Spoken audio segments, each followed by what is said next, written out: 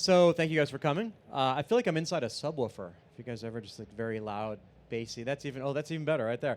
How many people have heard of PubNub? Heard of this company? Okay. Wow. We got some marketing to do. One and a half, two. And how many people here are building any kind of application that has the need to send or retrieve data real time? You know, publishing messages, subscribing really quickly, things like that. How many people? So that's becoming a more common paradigm we're seeing a lot, and that's effectively what we do. I'll talk about what we do, but and then how many people here are here to hear about data storage and those kinds of things? Okay, so we're kind of almost in the right place. No, the wrong one. All right, I'll make it entertaining. I'll do some dancing. It'll be good. It'll be fun. All right. So I tell you what I'll do. I'm going to spend just a few minutes talking about the context of what we do, not just because I want to pitch the hell out of the company. Actually, it's because it'll give you the context of the kinds of data storage problems we've had to deal with at pretty massive scale. So PubNub's been around for about 7 or so years, and it actually just totally skipped forward. All right, here we go. So the question is, one thing that people aren't usually thinking about is what is driving the what's underlying these unicorn companies? What's the one thing that's kind of creating all these billion-dollar valuation companies and kind of also reshaping the way we interact? And so if you think about it, across all these different things, whether it's multiplayer games, you know, collaboration during sporting events and games, taxis, shopping, all these different things, the one thing they all have in common is you're building these new kinds of connected experiences, things that are engaging people in real time. So think about your experience today on your mobile phone compared to 10 years ago. It's very, very different, right? Today, you're in applications, you're ordering food in real time, you're picking up rides, you're chatting with your friends, you're playing games. All of these things together, we like to call connected experiences. And if you look at these companies, whether it's Twitch for interacting during gaming, or Slack, which we've all used, or if you're from India or you're interacting into companies like Zomato, Dunzo, Swiggy, are all billion-dollar companies or multi-billion-dollar unicorns that are things around food delivery and TaskRabbit types of things. Peloton, how many people here have heard of Peloton? They just went public this year. So Peloton is a company that gives you a connected experience on an exercise bike so you can ride with everyone else. Many of these people are PubNub customers, and they actually power these connected experiences through PubNub. But in all, it's funny, when you hear about unicorn, 9 times out of 10, you go, well, what made that company a billion-dollar company? It's because they built some new kind of connected experience, right? And I guess the question is, why now? Why is this happening now? It's happening for 3 major reasons, right? We have mobile everywhere. So you peel back the layers of the onion. That's the onion animation for those that are interested there. But okay, everyone's online, so we got mobile everywhere, we're online everywhere. So let me talk about those first 2 things. We're not just talking about the first world anymore. So how many people here have visited India in the last 2 years? Anyone? Okay, couple. So there's a mobile provider called Jio that has revolutionized access in India, right? So it used to be about the same price as it was in the States, $60 a month. It's now down to a few dollars a month equivalent for pretty much unlimited. I think it's like 2 or 5 gigabytes per day, not just per month, but per day of LTE. Right? And so now you've been able to take a much larger percentage of India's population and provide online experiences that you couldn't do before. In fact, there's an interesting nonprofit metric that gets measured, which is how much does it cost for 1 gigabyte of data per month, what percentage of your salary? And they found that if the threshold is below 2% of your monthly salary for a gigabyte of data, that's when you start seeing huge sociological changes in the way people interact online. That's happening not only in India, but in Southeast Asia, in parts of Latin America, and that trend is happening more and more. Interestingly, there's huge still percentages of the population of the world that don't have that ratio, which means I think we still aren't in the end of this huge unicorn revolution. Okay. The other thing is that in order to create these connected experiences, you need some way of tying all these people together, all these devices together, and communicating back and forth. And what you need is some kind of global connectivity messaging infrastructure. That's what we provide. And the way I like to think about it, people say software is eating the world. So then we're digesting it, right? The messaging infrastructure is bringing that data back and forth between people. And what really we do, and what people are struggling to do with all these connected devices, not just mobile phones, of which there are now truly over 3 billion active mobile phones registered on mobile providers today, but another 20 or so billion IoT devices online. You're talking about how do I connect, deliver, and control the flow of data back and forth to them. So how many people here are software developers or in the software world? Hopefully a lot of you. Most of you too late in the day to raise your hand, but we're going to get there anyway. Most of the last 25 years has been about REST, request response. So you make a request to a server, you get back an answer, right? And that's how we've built most of our applications today. I'm also going to burn your retinas out in the meantime. This is a really bright screen. But now, things are moving like this. We want devices to constantly emit and consume data points all the time, right? Chat applications, locations of taxis, what's my RPM of my exercise bike as I'm riding with other people. So there's huge amounts of data going back and forth all the time, and that's changing the infrastructure that's needed to make this happen. It's changing it in a way that needs basically some messaging network. Basically what we provide is, think of it as almost like a CDN for real-time messaging. Data centers all over the world, points of presence, that allow people to publish a piece of data, like a game player move or a chat message or an IoT message, and make sure that anyone subscribing to that message gets it in a quarter second or less. In fact, in PubNub, if you're in the same continent of a place being published, it's usually about 30 milliseconds, which makes it great for lots of low latency applications, but also anytime you need to just loosely couple devices together. Okay, so let's get to the technical part. What about storage? Interestingly, when we started the company, when we launched in 2012, we had no storage, other than maybe some logs. We thought of ourselves as a stateless network. You publish data in a quarter second or less, it gets out on the other side, and it goes away. But pretty quickly, we realized that doesn't really work. A lot of times, you want to connect to a channel of data and see what was published a day, a week, a month, a minute ago, right? You have lots of other reasons why storage starts to become important. So as we've scaled to the point of now where we have almost 2 trillion messages per month going through PubNub, hundreds of millions of devices connected, thousands of customers, we have huge numbers of storage layers. We've had to tackle some previously rarely tackled storage problems, and we've had to find ways to do it. And so some of that we keep as proprietary information, but most of it we like to share and talk about, which is how have we pieced together sets of our own inventions, open source technologies, Amazon services, and other things to deliver not just all of that data really quickly, but at 5 nines availability, which means that if we're down for more than 26 seconds a month, we have to give credits to our customers. That's a pretty high bar in terms of data recovery, in terms of latency, things like that. So where are the things we do need to think about storage? So starting on the left, just in that core messaging network, first of all, we need to have storage in RAM, so caching messages, log files. Sorry, we're actually looking at the other slide. So sorry, we do features like signaling, live notifications, device control, all these things where messages are going around. The second thing that we do that needs storage around edge compute, right? So if you think about edge compute, I want data going through the network to get transformed in some way. Let's say you're publishing a message, a chat message, and you want to filter it for bad content. Or an IoT message where you want to aggregate 5 or 6 readings before you send out something else. You need to have some storage there as well. Then, of course, when you start thinking about building these connected experiences, you also need to have chat frameworks. We have to start thinking about roles and privileges and user IDs and other things to store, right? User data. And then all of that needs to feed a whole back-end real-time and after-the-fact analytics platform, logging platform, billing platform. So there's a lot there.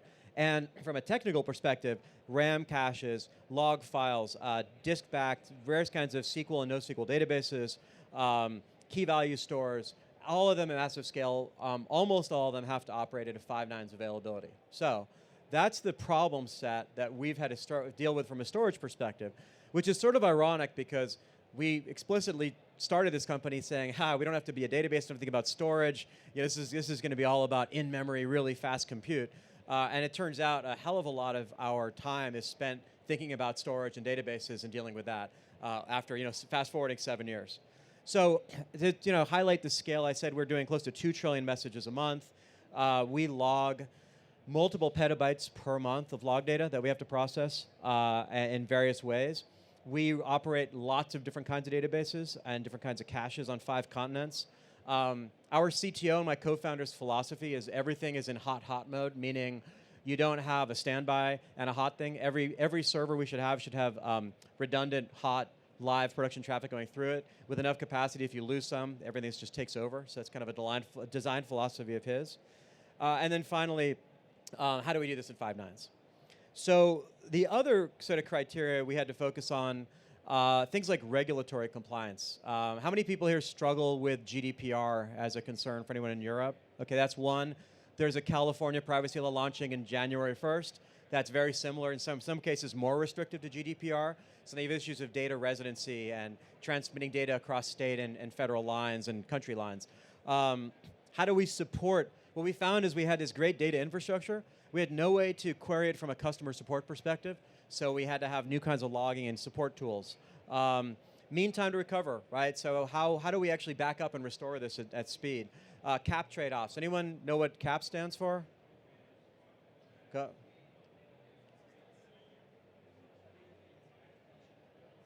Consistency, availability, and yes. Say that again? Yeah, partition, that's right. So partitioning, right, exactly. So thank you, because I wasn't sure. No, I'm kidding, I have a slide on it later. Latency across geos, how do we do that? Costing, a whole bunch of other things we had to deal with here.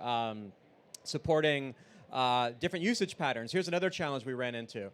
People use our product, our infrastructure, in a host of different ways.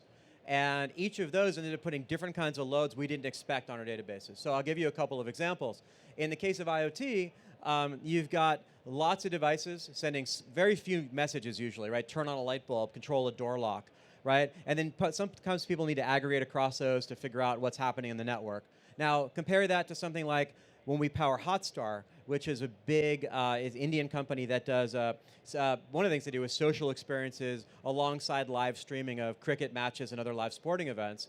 We have 25 million people simultaneously launching their app, trying to query the same piece of data to bootstrap their application, right? So massive, massive hits to databases could never handle that on their own, so we have multiple layers of RAM cache that's needed for that. And as new customers would come online, we would constantly get punched in the head on something we hadn't expected, a usage pattern that we either had to throttle for because we didn't want to support it, or redesign for because we did want to support it, right? So a lot of things we had to struggle there. And then of course, given that we have thousands of customers, we very much made one rule that everything has to operate in a multi-tenant way, right? We can't spin up a database or even a partition or a schema per customer because that would be very expensive and not always the smart way to go. And then things we couldn't negotiate on, right, like 5 nines, multi-tenancy, we talked about that, regulatory and being supported. So yeah, where we optimize on the cap theorem, what the cap theorem says is you can have 2 but never 3 of these things, right? You can optimize for 2 but never 3. So meaning if consistency is key, then you're going to have to sacrifice some availability or some partition tolerance. And so for us, we need to have multiple copies of the data always, so partition is really important, and availability is key because we're 5 nines. So what does that mean from a consistency perspective? So the trade-off we made is, imagine if you publish 100 messages, say chat messages, into a channel, which means you may have, I don't know, it could be 1 million people subscribing to, let's say, a Twitch chat stream, right? Now, let's say 3 people launched their app exactly at the same time and queried what were the last 100 messages on that chat channel. The people who are querying from, say, Mumbai may receive fewer messages, 2 or 3 fewer messages if they came in the last 100 or 200 milliseconds than the same person launching, say, in Frankfurt, depending on where those messages were published. Because it takes us up to a second or two to establish consistency across our storage ring in that particular instance, right? So what we said is for our use cases, we're not going to guarantee that we have a globally consistent view, meaning that we'd rather sacrifice the consistency at any point in time for the ability to get a response within 100 or fewer milliseconds, right? So that's one of the trade-offs that we had to make. Now, that doesn't mean our data is not consistent. It just means you're trading time for consistency, right? So if you wait 3 or 4 seconds, you're going to get that data for sure that was there, but that bootstrap may be different depending on the region you're in. So some of the trade-offs we had to make. Okay, so what did we do? What do we do with all this stuff? Let's first talk about messages. The core thing we do is move messages around. So how do we store messages? As I said, when we first started PubNub, we didn't store them at all. We just kept them in a RAM cache.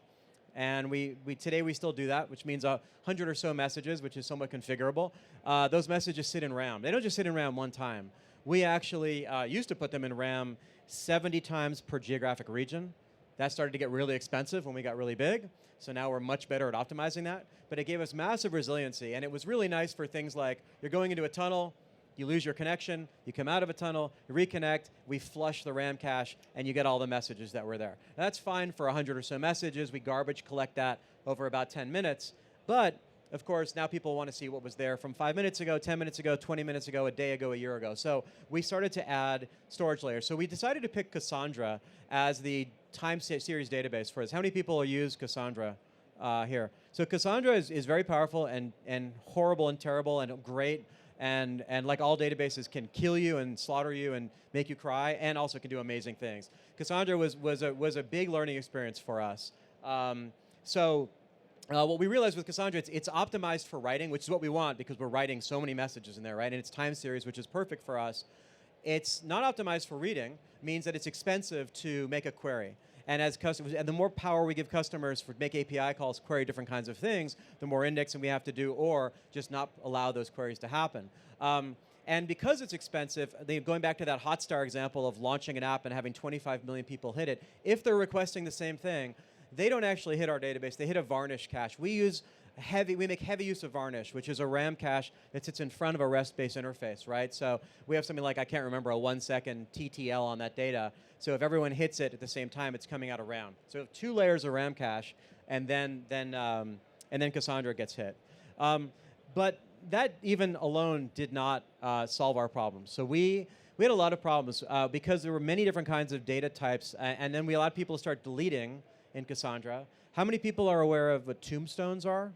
You know? Okay, so in an old-fashioned database, when you deleted a row, it just deleted the row. But in a Cassandra and a lot of NoSQL databases, it can't really do that, so it creates a tombstone, which is a marker that says, this thing's no longer here.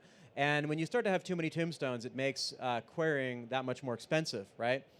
And as we started to mix what we call forever data, customers that say, I want unlimited storage for things like HIPAA and other requirements, versus people that wanted a rolling expiration of data, which we also offer in 1 to 30 days, we started to create these really complex sets of kind of data. It's like disk fragmentation on the database level. And we got really badly burned.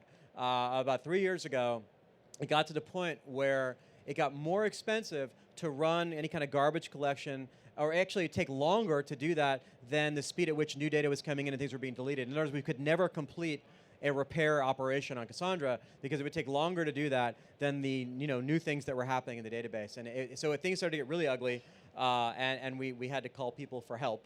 So we thought we had made a mistake. This is a street in San Francisco. I thought that was funny. I actually, when we were having these Cassandra crisis, my friend who was the CTO of Twitter at the time sent me this picture. He said, I hope you guys didn't make the wrong choice. But luckily, we hadn't. So we actually pulled through on that one. What we did, we totally refactored the model. So now we have different data partitions, different databases all together in Cassandra for different kinds of data. Long-lived data goes in one place. Rolling data goes somewhere else. We have a whole, a very smart way of partitioning things, which was non-obvious in Cassandra. The other challenge is that Cassandra was forked, many different forks and many different directions it's gone into now. So there isn't even just one Cassandra. So you're sort of choosing, which code path you want to go down. So while it's powerful, there was a lot of pain. We actually ended up partnering with a company called InstaCluster, who really saved our ass, frankly, in terms of getting both that issue resolved. And then since then, they've really been a good strategist for us as we think about what are we doing next with Cassandra. So that was, from a time series database, I would say if you get Cassandra sort of operating the right way, it's a really great way to store small amounts of data across large time series. So that was useful for us for that. But there's a lot more, because the next thing we do is, actually I'll stop there. Any questions about Cassandra before I go on from there, or other questions? The music is killing me, man. All right. Another service we offer as part of this whole connected experience features is something called Presence. And Presence is a feature that allows people to know where everyone else is. So you can ask API calls like, where now? I can pass in a user ID and get back a list of the channels or chat rooms or spaces that they're subscribed to. Or here now, so I'm in a particular channel or chat room, and I can find out who is actually in that room now. So it's an interesting set of data because it needs to be disk-backed, but it has a time to live of 2.5 minutes. What that means is for this data, we don't want it around more than 5 minutes, because after 5 minutes it is not useful. But it has to be disk-backed because it's important, and if we lose just RAM caches, we have a bunch of issues, because there's actually auditability that needs to happen here. On top of that, we wanted to add features not just on where someone is or who they are, but we also wanted to provide features like real-time leaderboards, which says not only where is someone, but if it's a leaderboard, how fast are they, say, cycling compared to someone else, or where are they in a race, or a whole bunch of questions that need to be asked around sorting users in various ways. So we ended up actually doing two things. As usual, our normal RAM cache, right? So everything hits RAM first, and varnish behind that. But then we use Redis, and we move to a Redis Labs commercial database. How many people use Redis here for data? Okay, then how many people are using Redis Labs? Okay, so I thought we might have been the only ones. No, so Redis, we use Redis Labs because they offer an advanced feature that doesn't come with the open source model that allows you to replicate across geographies. And so we wanted to have regional replication. So if we lose Redis in, say, Virginia, the Virginia servers will immediately fail over and start pulling their presence data from another region, which may add a few milliseconds more, but things keep operating. But then for the queryability, one thing you can't do on Redis is on arbitrary set of values kind of pull back sorts in various ways and keep the performance good. So what we do is we take data from Redis, we push it in AWS and Elasticsearch. And using that, now we can do arbitrary queries in near real time on where people are with respect to others on arbitrary criteria. If a customer starts giving us RPM information for one of their end users because they're cycling, or scores for game players, or anything else, even IoT things like temperature or typing indicators, we can actually sort on that and do interesting things based on that. So we have this interesting model where we're using Redis here, now Redis Labs for the regional redundancy, and then using Elasticsearch to give us more searchability on a somewhat limited database. Questions about that? All right. So I've probably talked about all this stuff already. Redis needs to be read optimized. It's really, really good at fast reads. High performance, not great at replication. And we had this, I think this is a kind of a rare model where you have a 5-minute lifetime on your data, but still want it to be dispatched. And we talked about the Elasticsearch. So what did we actually want to do here? Providing the ability to search message content, things like that. Okay, so now log files. How many people deal with log files, need to make them searchable and processing log files? That's a thing for people? All right, a little bit. We have many petabytes of log files to deal with every month.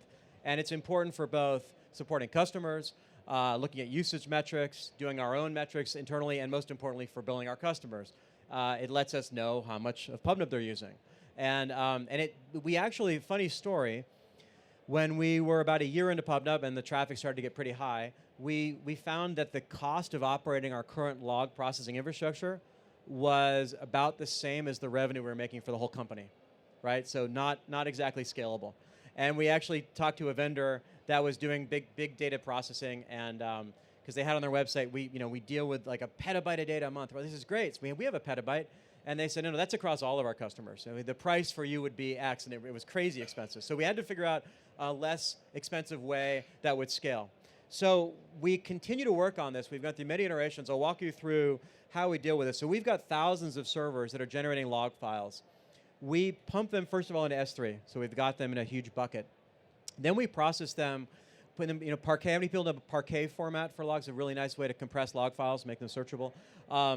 And then we stick them into it's kind of a Spark for stream processing with an Airflow job. And then we kind of split it up. So we create an RDS. It's basically like a hosted MySQL from Amazon database with a post-process data. So we can look at aggregate things like how much of every kind of transaction type our customer is using per day, per month, per hour, those kinds of things. Then that generates to our BI pipeline, which finance owns, and they generate BI reports, they generate finance reports, billing, all the stuff falls out of that RDS at the bottom. But for customer support, if customers allow it and they haven't encrypted their data, we can actually do searches for them. And in fact, soon we'll be able to provide self-service searching. But again, we don't want a few things. We don't want them to be able to search other people's log files. We also don't want them to give them the arbitrary search capability because that can get really expensive. So we've actually found that using Amazon Athena has been really helpful. How many people here have played with Athena? Use Athena? What I found with Athena is it's really useful and really powerful. Amazon hasn't done a great job, I think, educating a lot of people with it. I found that at least when it first came out, most people didn't know it was there. It's basically like a hosted Hadoop and Hive type infrastructure. So that's been really useful for us. Whenever now someone calls, and the most common customer support call we get at PubNub, hey, I think I published a message into your network and it didn't come out the other side. Can you show me that it did? So, we do a query. We say, no, it actually was received in the Mumbai data center, published in Frankfurt. Here's the timestamps. And we can now look across all the data centers very quickly and be able to pull out that data. What we found, though, is letting the support team run wild seemed easy because initially our Athena costs were really cheap, like measured in the few dollars per month. And then, they issue like an interesting query. It's got a roll up. And the next thing you know, we had like a $30,000 bill for a single query that would come up. So we realized that with Athena was great, but if we didn't somehow bound the kinds of queries that our support team could do, we would have these arbitrarily high bills that we had to deal with. So we've done a lot more to create canned queries, to create barriers so that we don't just kill ourselves with Amazon costs. How many people, I shouldn't say this, I'm sure Amazon's not listening, how many people have sometimes bigger bills than they expected from AWS? Us too. Where's our sales guy? Just kidding. No, it's because you can, that's the thing about these services, right? I think that there's two things, obviously. One of the things that challenges generally that with a hosted cloud services, you can spin up servers and forget about them. But I think the other thing to be really careful about is you have this unlimited power you charge by usage, right? But if you kind of expose that to everyone, sometimes you can have bills that you really didn't expect, and that's bit us most on the database side and on the data processing side. So that's something we've learned a lot. And then, we spent a lot of time, I won't go into this, but how do we think about mean time to recover? With our customers, we have to say to them, okay, if we lose this kind of data, how long will it take to recover from backups, this other data? So we provide different mean time to recover based on many, many layers of data storage that we do inside PubNub and what we think is necessary for MTTR for various customers. And I won't go into all the details here. So what are we thinking about in the future? One of the things our engineering team is really excited about is a design pattern called CRDT. How many people are familiar with CRDT? Anyone? So it's really interesting. It's a design pattern that allows you to synchronize objects across small and large devices. So it's sort of leveraging a messaging network to create data sync, but not in a way you've got a single database that everyone's syncing from, but in a way where multiple copies are being kept on thousands of devices worldwide. That works out really well for us, if you think about it, because we have hundreds of millions of devices connected to PubNub, and if we can leverage those devices in a way to do little shards of storage, we can actually both reduce our storage costs, give better latency, and it creates a really interesting design pattern where you've got massive redundancy, but little bits of it are stored in different places. So if you Google CRDT, there's a lot of really interesting kind of algorithmic work. There's some databases, I think like there's a SQL database called Cockroach, which is based on some CRDT models. And it's kind of an emerging a trend that's going on. I think our guys have been really excited about in terms of thinking about things we may go forward in the future.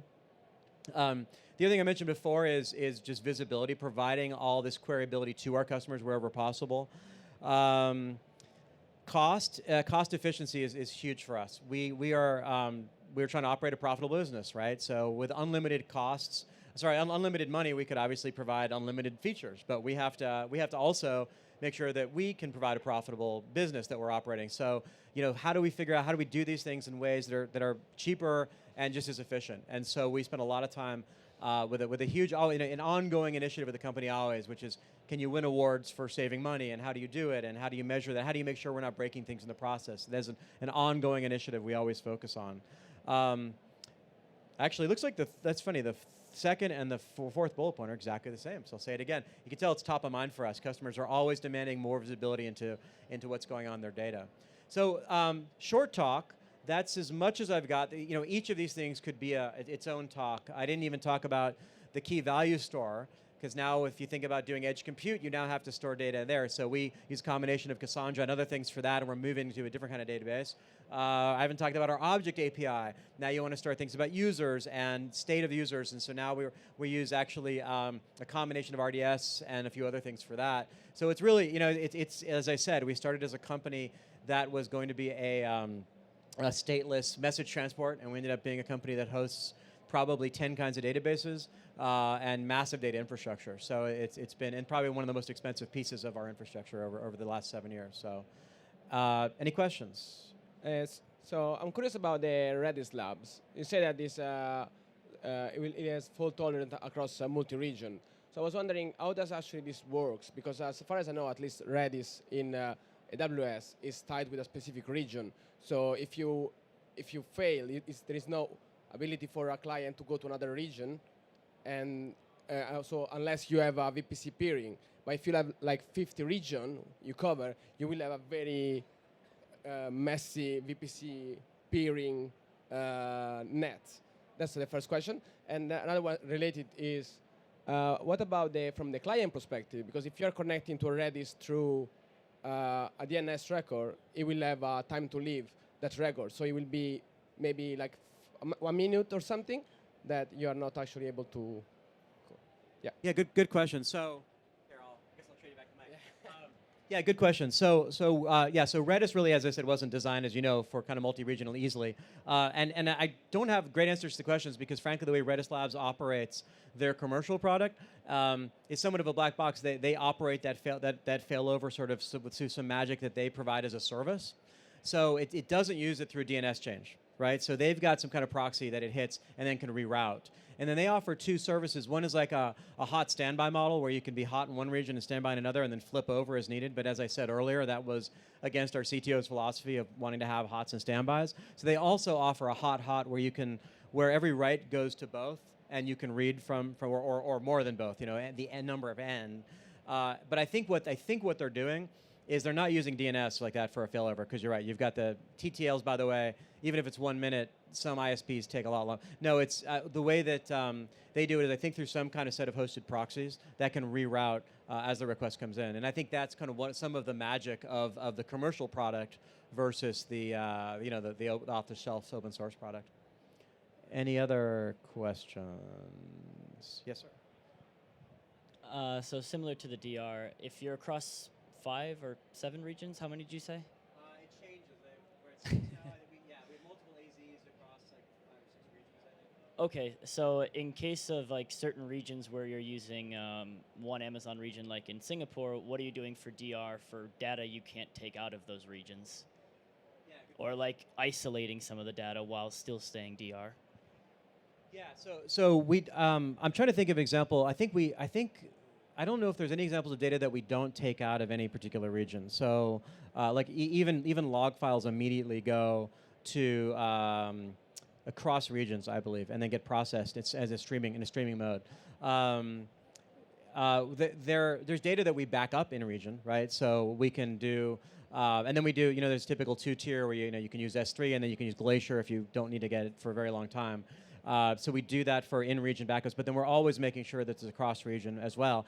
We make heavy use of AWS, but multi-cloud is really important to us, not just because of pricing and everything, but also because even though Amazon's did a pretty good job of isolating each individual region, so they've never had a cross-region failover or failure. There's obvious needs to want to make sure you've got multiple data center providers as well. We also we actually take data and back some of our really critical data off into colos that are not cloud, old school colos, where we're just leasing racked and stacked stuff for that. So it's per those data layers, there's a lot of different questions there, but generally we're trying to I'm trying to brainstorm. I don't know if there's anything critical that with an MTTR guarantee that actually doesn't go cross region, but that is a challenge, I think, just in terms of making sure that stuff gets recovered. If just even figuring out how to get this data across region is expensive sometimes. Any other questions? One more. Kind of along those lines, since you're expanding to new regions, do you guys have like some sort of normal plan or like checklist you'll go to about how to expand to that region? Like, obviously, if you have a CDN, that's probably the first thing you could do. But if you want to make sure everything is hot in every region, is there some sort of step-by-step you'll go through? That's a great question. So how do we spin up another region? What are the decisions we make, and then what do we actually do? It's taken us 6 years to get right, and I don't think we've gotten it completely right yet. So the first question is, where should we be? Where should we have POPs? And for us, that's really mainly about latency. Are we providing a good enough set of latency experiences? So we just recently spun up in Mumbai because we found out just Tokyo and Singapore and others were not getting us, especially as our business in India has really started exploding thanks to Geo and the things we talked about earlier. We've a few other regions. Yeah, I think Oregon is another one we just really spun up in. So we now have, it was a little bit, I used to call it like Swiss watchmaking. This like really meticulous set of steps that had to go through very experienced individuals to make this happen. We are now in a place where we can run a set of scripts using like Packer Terraform. We were using Kubernetes stuff. Interestingly, we've actually gone back to some Packer Terraform, which is a whole other interesting conversation, that allows us to do not only the spin up of all the different flavors of servers and AMIs and everything related to that, but then also kind of bootstrap. Because what has to happen is there's not just the bootstrapping of data, So let's say you bring in Cassandra, for example. You bring those nodes into the network, and then it can take many days for those to get consistent, right? Because you may have copied terabytes of data across, right? Then you have this situation of, so now you've got yourself replicated data.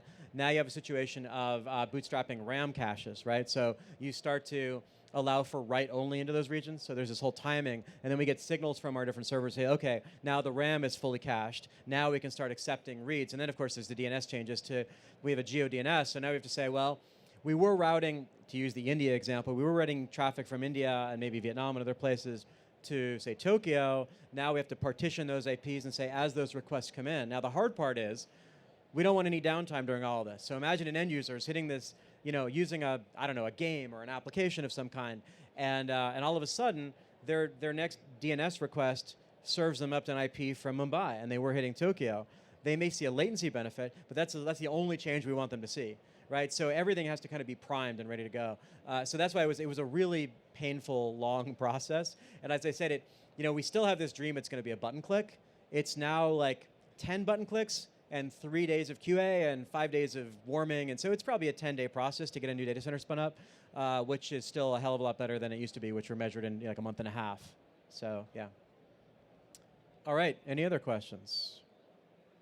Hey, well, thank you guys for coming the last session of the day, and appreciate it. Thank you.